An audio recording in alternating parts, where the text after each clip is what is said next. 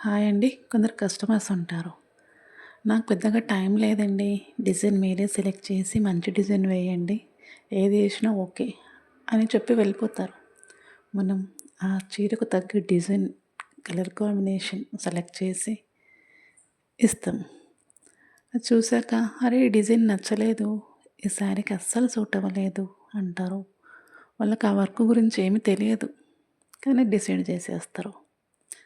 అలాంటి వాళ్ళతో వాదించకుండా, కస్టమర్స్‌ని పోగొట్టుకోకుండా, మన టైంని వేస్ట్ చేసుకోకుండా, వాళ్ళకెలా నచ్చచెప్పి మేనేజ్ చేస్తూ, మళ్ళీ వాళ్ళ నుంచే ఆర్డర్స్ వచ్చేలా ఎలా చేసుకునేదాన్నో తెలుసా? ఇలాంటి ప్రాబ్లమ్స్ వస్తూ ఉంటాయి.